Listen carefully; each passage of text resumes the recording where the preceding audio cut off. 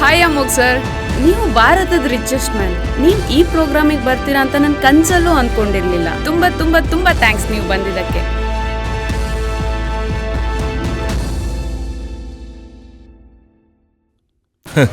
ಅಮೋಘ್, ನಿನಗೆ ಎಷ್ಟು ಸಲ ಹೇಳಿದೀನಿ ಆಫೀಸ್ ಕಡೆ ತಲೆ ಹಾಕ್ಬೇಡ ಅಂತ. ನೋಡು ಎಲ್ರು ಹೇಗ್ ಮಾತಾಡ್ಕೊಂಡು ನಗಾಡ್ತಾ ಇದಾರೆ ಅಂತ. ನಿಂಗ್ ಒಂದ್ಸಲ ಹೇಳಿದ್ರೆ ಅರ್ಥ ಆಗಲ್ಲ ಅಲ್ವಾ? ನೀನ್ ನಿಜವಾಗ್ಲೂ ಗಂಡ್ಸ? 3 ಹೊತ್ತು ಪಾತ್ರೆ ತಿಕ್ಕೊಂಡು, ನೆಲ ಒರ್ಸ್ಕೊಂಡು, ಕಸ ಗುಡ್ಸ್ಕೊಂಡು, ಮುಸ್ರೆ ತಿಕ್ಕೊಂಡಿರ್ತೀಯಲ್ಲ, ನಿಂಗೇನು ಅನ್ಸಲ್ವಾ? ಹೊರಗೋಗಿ ದುಡ್ದು 4 ಜನ ಮುಂದೆ ತಲೆ ಎತ್ಕೊಂಡು ಓಡಾಡೋದು ಯಾವಾಗ? ನಂಗಂತೂ 2 ವರ್ಷದಿಂದ ನಿನ್ ಜೊತೆ ಹೇಗಿ ಸಾಕಾಯ್ತು. ಲೀಲಾ, ನಾನು ಬರ್ತೀನಿ. ಲೇ ಬಿಕಾರಿ, ನಿನ್ನಂತನೋ ಅಲ್ಲೆಲ್ಲ ಬರ್ಬಾರ್ದು. ನೀನೇನಿದ್ರು ಮನೇಲಿ ಬಾತ್ರೂಮ್ ಕ್ಲೀನ್ ಮಾಡ್ಕೊಂಡಿರಕ್ಕಷ್ಟೇ ಲಾಯಕ್ಕು. 25 ವರ್ಷದ ಅಮೋಘ್ ಒಂದು ಹೊತ್ತಿನ ಊಟಕ್ಕೂ ಗತಿಯಲ್ಲದೆ ಬೀದಿ ಬೀದಿ ಸುತ್ತುತ್ತಿದ್ದಾಗ ಅವನಿಗೆ ಶ್ರೀಲೀಲಾಳ ಪರಿಚಯ ಆಗುತ್ತೆ. ಇಬ್ಬರ ನಡುವೆ ಸ್ನೇಹ ಬೆಳೆದು ಅದು ಪ್ರೇಮವಾಗಲು ತುಂಬಾ ಸಮಯ ಹಿಡಿಯುವುದಿಲ್ಲ.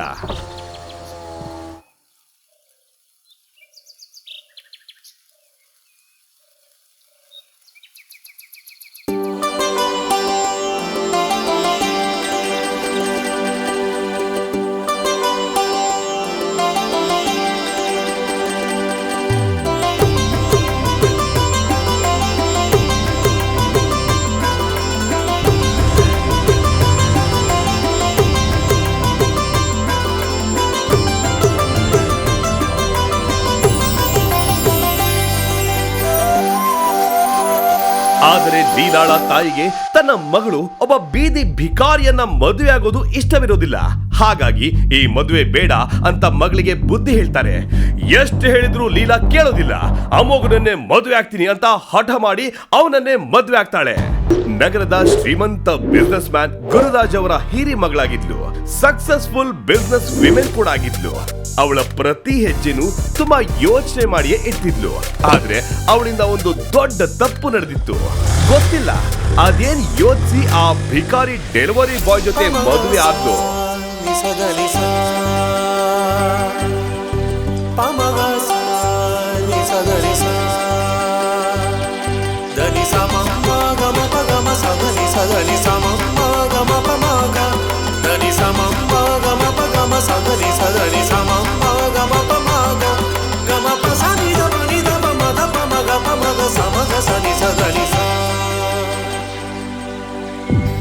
ಎಲ್ಲಿಯ ಈ ಶ್ರೀಲೀಲಾ, ಎಲ್ಲಿಯ ಆ ಭಿಕಾರಿ Amogh?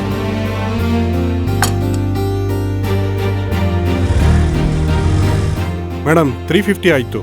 Okay, keep the change.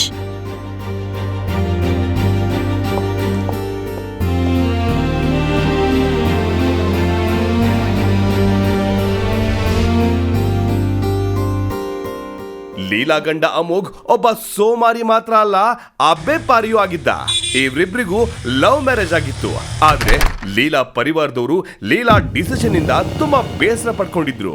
ನೀನ್ ಯಾವತ್ತು ನಮ್ಮ ಮಾತನ್ನು ಧಿಕ್ಕರಿಸಿ ಈ ಬಿಕಾರಿನ ಮದುವೆ ಆದ್ಯೋ ಅವತ್ತೇ ನಿನ್ಗೂ ಈ ಮನೆಗೂ ಇದ್ದ ಸಂಬಂಧ ಮುರಿದೋಯ್ತು. ಇಷ್ಟು ವರ್ಷ ಪ್ರೀತಿಯಿಂದ ಸಾಕಿದ್ ನಮ್ಗಿಂತ ಈ ಬಿಕಾರಿನೇ ಹೆಚ್ಚಾಗೋದಲ್ವಾ ನಿನ್ಗೆ? ಎತ್ತೋರ್ ಮಾತಿಗೆ ಬೆಲೆ ಕೊಡ್ಲಿಲ್ಲ ಅಂದ್ಮೇಲೆ ಎಲ್ಲ ಮುಗ್ದೋಯ್ತು. ಇನ್ ಯಾವತ್ತು ಈ ಮನೆ ಕಡೆ ತಲೆ ಹಾಕಿ ಮಲಗಬೇಡ. Get out from here. Dad, Leela ತಂದೆ ಅವರಿಬ್ಬರನ್ನ ತಮ್ಮ ಪರಿವಾರದಿಂದ ಹೊರಗೆ ಹಾಕಿದ್ರು. ಲೀಲಾಗೆ ಇದ್ರ ಬಗ್ಗೆ ಚಿಂತೆನೆ ಇರ್ಲಿಲ್ಲ. ಯಾಕಂದ್ರೆ ಅವಳು ಗೊತ್ತಿತ್ತು ತಾನು ಹೇಗೆ ಅಮೋಘನ್ ಜೊತೆ ಸೇರಿ ಹೊಸ ಜೀವನ ನಡೆಸೋದು, ಎಲ್ರ ಮುಂದೆ ತಲೆ ಎತ್ತಿ ಬದುಕೋದಂತ. ಅಮೋಘ್, ನಾವಿಬ್ರು ಇವ್ರ ಮುಂದೆ ಚೆನ್ನಾಗಿ ಬದುಕು ತೋರ್ಸೋಣ.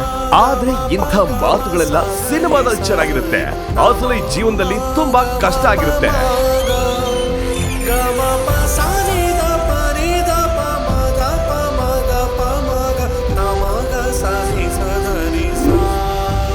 ಮದುವೆ ಆದ 1-2 ವರ್ಷಗಳಲ್ಲೇ ಅವರ ಪ್ರೀತಿ ಕ್ಷೀಣಿಸ್ತಾ ಹೋಗಿತ್ತು. ಅದಕ್ಕೆ ಕಾರಣನೂ ಇತ್ತು. ಶ್ರೀಲೀಲಾ ಒಂದು ಪ್ರತಿಷ್ಠಿತ ಕಂಪನಿಯಲ್ಲಿ ಮಾರ್ಕೆಟಿಂಗ್ ಡಿಪಾರ್ಟ್ಮೆಂಟ್ ಅಲ್ಲಿ ಕೆಲಸ ಮಾಡ್ತಿದ್ಲು. ಆ ಕಂಪನಿಯ ಮ್ಯಾನೇಜರ್ ಆಗಿ ಕೆಲಸ ಮಾಡ್ತಿದ್ದ ಕಾಂತೇಶ್ ತುಂಬಾ ಕೋಪಿಷ್ಠನಾಗಿದ್ದ. ಶ್ರೀಲೀಲಾಗೆ ಆ ಕಂಪನಿಯಲ್ಲಿ ವರ್ಕ್ ಮಾಡೋಕೆ ಇಷ್ಟನೇ ಇರ್ಲಿಲ್ಲ. ಆದ್ರೆ ಅಮೋಘ್ ಕೆಲಸ ಮಾಡದೇ ಇರೋದು, ಅಪ್ಪನ ಸಪೋರ್ಟ್ ಇಲ್ದೆ, ಅದು ಇಂಥ ದೊಡ್ಡ ಕಂಪನಿಯಲ್ಲಿ ಶ್ರೀಲೀಲಾ ಕೆಲಸ ಗಿಟ್ಟಿಸ್ಕೊಂಡಿರೋದೇ ತುಂಬಾ ದೊಡ್ಡ ವಿಷಯವಾಗಿತ್ತು. ಅಷ್ಟೇ ಅಲ್ಲದೆ ಇಲ್ಲಿಗಿಂತ ಬೆಟರ್ ಸ್ಯಾಲರಿ ಬೇರೆ ಕಡೆ ಸಿಗದೆ ಇರೋದ್ರಿಂದ ಎಲ್ಲವನ್ನ ಸಹಿಸಿಕೊಂಡು ಕೆಲಸ ನಿರ್ವಹಿಸ್ತಿದ್ಲು. ಆದ್ರೆ ತನಗೆ ಮದುವೆ ಆಗಿದೆ ಅಂತ ಆಫೀಸ್ನವ್ರಿಗೆ ಗೊತ್ತಿದ್ರು ಅಮೋಘ್ ನಿರುದ್ಯೋಗಿ ಆಗಿರೋದ್ರಿಂದ ಅವಮಾನ ಆಗ್ಬೋದು ಅನ್ನೋ ಕಾರಣಕ್ಕೆ ಆತನನ್ನ ಆಫೀಸ್ನಿಂದ ದೂರ ಇಟ್ಟಿದ್ಲು ಶ್ರೀಲೀಲಾ. ಹೀಗೊಂದು ದಿನ ಶ್ರೀಲೀಲಾ ಟಿಫನ್ ಬಾಕ್ಸ್ ಮರ್ತ್ ಬಂದಿದ್ಲು. ಏಯ್ ಬೇಗ ಮೂಗು ಮುಚ್ಕೊಳ್ಳೋ ಅಲ್ಲಿ ನೋಡು ಮುನ್ಸಿಪಾಲಿಟಿ ವ್ಯಾನು. ಯಪ್ಪ ಇವನ್ ಆಫೀಸ್ ಹತ್ರ ಬಂದ್ರೆ ಸಾಕು ಗಬ್ಬನಾಥ. ಅಮೋಘ್ ಆಕೆಯ ಆಫೀಸ್ಗೆ ಊಟ ಕೊಡಕ್ಕಂತ ಬಂದಾಗ ಅಲ್ಲಾದ ಅವಮಾನದಿಂದ ಲೀಲಾಗೆ ತೀರಾ ಬೇಸರವಾಯ್ತು. ಯಾರು ಸರ್ ಈ ಗೊಜ್ಜೆ ನನ್ನ ಮಗ? ನಮ್ಮ ಬ್ಯೂಟಿ ಕ್ವೀನ್ ಶ್ರೀಲೀಲಾ ಇಲ್ವಾ? ಅವಳ ಗಂಡ. ಹೇ ಫಸ್ಟ್ ಬಾರೋ ನೀನ್ ಇಲ್ಲಿಂದ. ಹೆಂಡತಿ ದುಡ್ಡೆಲ್ಲ ಬಿಟ್ಟಾಗಿ ತಿನ್ಕೊಂಡು ಬಿದ್ದಿರೋ ಭಿಕಾರಿ. ಅಮೋಘ್ ನಿನಗೆ ಎಷ್ಟ್ ಸಲ ಹೇಳಿದೀನಿ ಆಫೀಸ್ ಕಡೆ ತಲೆ ಹಾಕ್ಬೇಡ ಅಂತ. ನೋಡು ಎಲ್ರು ಹೇಗ್ ಮಾತಾಡ್ಕೊಂಡು ನಗಾಡ್ತಾ ಇದಾರೆ ಅಂತ. ನಿಂಗ್ ಒಂದ್ಸಲ ಹೇಳಿದ್ರೆ ಅರ್ಥ ಆಗಲ್ಲ ಅಲ್ವಾ? ಲೀಲಾ ನೀನ್ ಲಂಚ್ ಬಾಕ್ಸ್ ಬಿಟ್ಟು ಬಂದಿದೆ, ಅದನ್ನ ಕೊಡೋಣ ಅಂತ ಬಂದೆ, ಅದು ತಪ್ಪ? ತಪ್ಪು ಒಪ್ಪಿನ ಪ್ರಶ್ನೆ ಅಲ್ಲ. ನಾನೇನ್ ಒಂದು ಹೊತ್ತು ಊಟ ಮಾಡಿರ್ಲಿಲ್ಲ ಅಂದಿದ್ರೆ ಸತ್ತೋಗ್ತಾ ಇರ್ಲಿಲ್ಲ. ಅಟ್ಲೀಸ್ಟ್ ಒಳ್ಳೆ ಬಟ್ಟೆನಾರ ಹಾಕೋ ಬರ್ಬಾರ್ದಾ? ನನ್ನ ಆಫೀಸ್ ಸ್ಟಾಫ್ ಮುಂದೆ ಹೇಗ್ ತಲೆ ಎತ್ಕೊಂಡು ಓಡಾಡ್ಲಿ ಹೇಳು? ಇದರಿಂದ ಅಮೋಘನ್ಗೆ ತೀರಾ ನೋವಾಯ್ತು.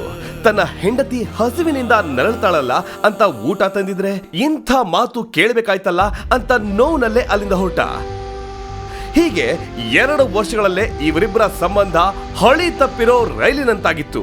ಅಮೋಘ್ ಲೀಲಾ ಮೇಲೆ ಎಷ್ಟೇ ಪ್ರೀತಿ ತೋರಿಸ್ತಿದ್ರು ಲೀಲಾ ಅಮೋಘ್ನಿಂದ ದೂರನೇ ಇರ್ತಿದ್ಲು. ಹೀಗೊಂದು ದಿನ ಶ್ರೀಲೀಲಾ ಆಫೀಸ್ಗೆ ಸ್ವಲ್ಪ ತಡವಾಗಿ ಬಂದಿದ್ಲು. ಆದ್ರೆ ಅಲ್ಲಿ ಸುಮಾರು ಜನ ವರ್ಕರ್ಸ್ ಹೊರಗೆ ನಿಂತ್ಕೊಂಡು ತಮ್ಮಲ್ಲೇ ಮಾತಾಡ್ಕೊಳ್ತಾ ಇದ್ರು. ಅವರೆಲ್ಲರನ್ನು ನೋಡಿದ ಶ್ರೀಲೀಲಾಗೆ ಸಮಥಿಂಗ್ ಇಸ್ ರಾಂಗ್ ಅಂತ ಅನಿಸ್ತು.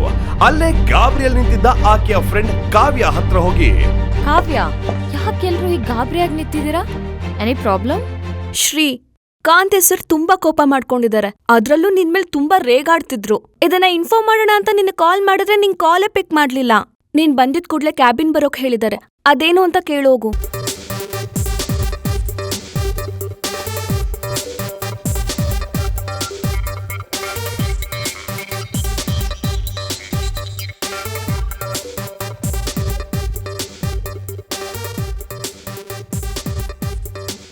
ಬಾಲ ಲೀಲಾಳಿಗೆ ಬಲವಂತದಿ ಡ್ರಿಂಕ್ಸ್ ಕೊಡ್ಸೋ ಪ್ರಯತ್ನ ಪಡ್ತಾನೆ.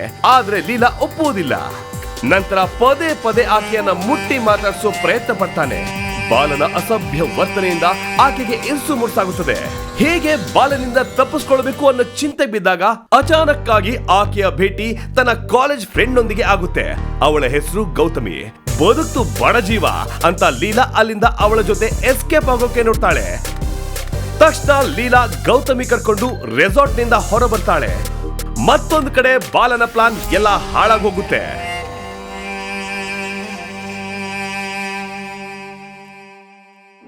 ಗೌತಮಿ ಕೂಡ ಲೀಲಾ ತರ ದೊಡ್ಡ ಪರಿವಾರಕ್ಕೆ ಸೇರಿದವಳಾಗಿದ್ಲು. ಆದ್ರಿವತ್ತು ಶ್ರೀಲೀಲಾ ಬಡವರ ತರ ತನ್ನ ಜೀವನ ನಡೆಸ್ತಿದ್ಲು. ಅದೇ ಗೌತಮಿ ಐಷಾರಾಮಿ ಜೀವನ ನಡೆಸ್ತಿದ್ಲು.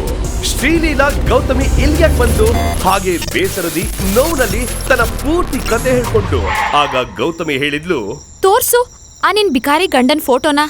ನೋಡೇ ಬಿಡ್ತೀನಂತದ್ ಏನಿದೆ ಅವನಲ್ಲಿ ಅಂತ.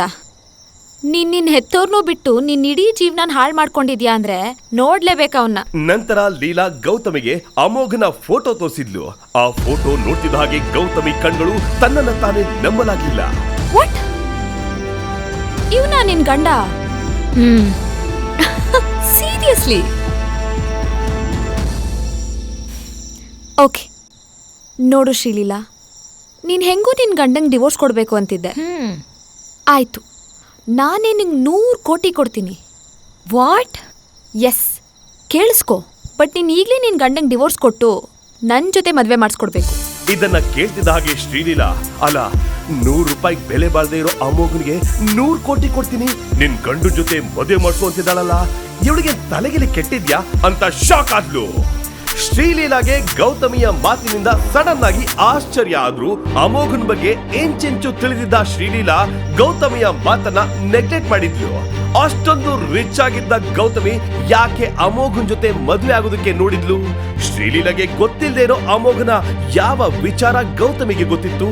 ಹಾಗಿದ್ರೆ ಈ ಅಮೋಘನ ನಿಜವಾದ ಹಿನ್ನೆಲೆ ಏನಿರಬಹುದು?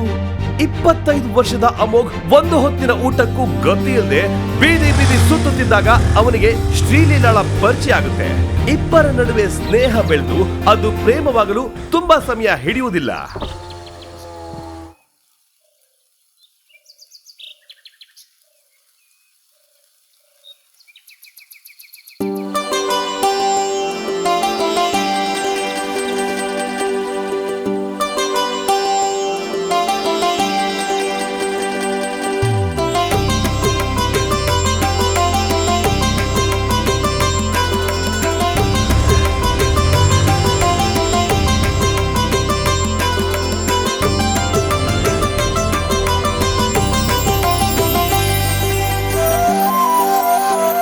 ಆದರೆ ಲೀಲಾಳ ತಾಯಿಗೆ ತನ್ನ ಮಗಳು ಒಬ್ಬ ಬೀದಿ ಭಿಕಾರಿಯನ್ನ ಮದುವೆ ಆಗೋದು ಇಷ್ಟವಿರೋದಿಲ್ಲ.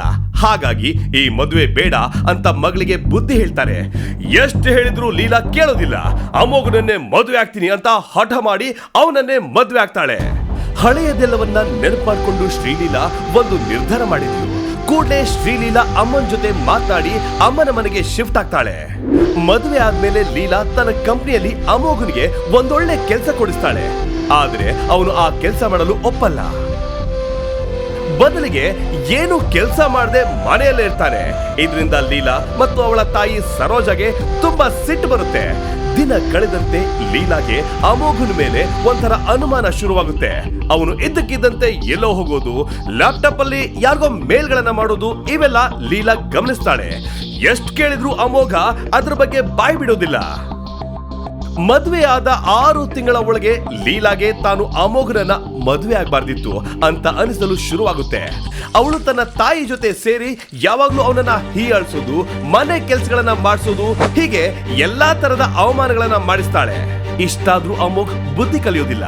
ಒಂದು ದಿನ ಮಧ್ಯಾಹ್ನ ಅಮೋಘ್ ಮನೆಯಲ್ಲಿ ಸೋಫಾ ಮೇಲೆ ಕೂತಿದ್ದಾಗ ಸರೋಜಾ, ಲೇ ವಿಕನಾಸಿ, ಏನೋ ಮಹಾರಾಜನ್ ತರ ಸೋಫಾ ಮೇಲೆ ಕೂತ್ಕೊಂಡಿದ್ಯಾ? ಹೋಗ್ ಬಾತ್ರೂಮ್ ತೊಳೆಯೋ. ನಾಚಿಕೆ ಆಗ್ಬೇಕು ನಿನ್ ಗಂಡ ಜನ್ಮಕ್ಕೆ. ಒಂದ್ ನಯ ಪೈಸಾ ದುಡಿಯೋ ಯೋಗ್ಯತೆ ಇಲ್ಲ. ಈ ಕೆಲ್ಸನಾದ್ರೂ ನೆಟ್ಟಗ್ ಮಾಡೋ ಅಂತ ಹೀಯಾಳಿಸ್ತಾರೆ. ಅವರ ಮಾತಿಗೆ ಅಮೋಘ್ ತಲೆ ಕೆಡಿಸ್ಕೊಳ್ದೆ ಬಾತ್ರೂಮ್ ತೊಳೆಯುವಾಗ ಅಮೋಘನ್ಗೆ ಯಾರೋ ಕಾಲ್ ಮಾಡಿ,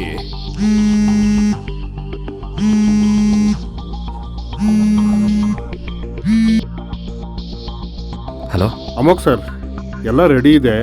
ನಾನು ಗೇಟ್ ಹೊರಗಡೆ ನಿಂತಿದ್ದೀನಿ, ಬೇಗ ಬಂದು ಇಸ್ಕೊಳ್ಳಿ ಸರ್. ಹಾ ಬಂದೆ. ಬಾತ್ರೂಮ್ ತೊಳೆಯುತ್ತಿದ್ದ ಆ ಅಮೋಘ್ ಆ ಕೆಲಸವನ್ನ ಬಿಟ್ಟು ಮನೆಯ ಹೊರಗೆ ಬರ್ತಾನೆ. ಆಗ ಒಬ್ಬ ವ್ಯಕ್ತಿ ಬಂದು ಒಂದು ಬಾಕ್ಸ್ ಅನ್ನ ಅಮೋಘನ್ ಕೊಡ್ತಾನೆ. ಇನ್ಮೇಲೆ ಇಲ್ಲಿ ಬರಕ್ ಹೋಗ್ಬೇಡ, ಮೊದ್ಲೇ ನನ್ ಮೇಲೆ ಅನುಮಾನ ಬಂದಿದೆ, ಹೊರಡಿಲಿಂದ ಅಂತ ಹೇಳಿ ಆ ವ್ಯಕ್ತಿಯನ್ನ ಕಳಿಸಿ ಮನೆಯೊಳಗೆ ಬಂದಾಗ ಅಲ್ಲೇ ಇದ್ದ ಲೀಲಾ, ಯಾರು ಅದು? ಏನೋ ಕದ್ದು ಮುಚ್ಚಿ ಮಾಡ್ತಾ ಇದೆಯಾ ಅಂತ ನಂಗೆ ಗೊತ್ತು. ಸದ್ಯದಲ್ಲೇ ಪತ್ತೆ ಹಚ್ತೀನಿ ಅಂತ ಹೇಳ್ತಾಳೆ. ಅಮೋಘ್ ಏನು ಮಾತಾಡದೆ ರೂಮ್ ಬಂದ. ಅಬ್ಬಾ ಸದ್ಯ ಬಾಕ್ಸಲ್ಲಿ ಏನಿದೆ ಅಂತ ತೋರಿಸು ಅಂತ ಹೇಳಿಲ್ವಲ್ಲ ಅಂತ ಮನ್ಸಲ್ಲೇ ಹೇಳ್ಕೊಂಡು ಸಮಾಧಾನ ಪಡ್ಕೋತಾನೆ.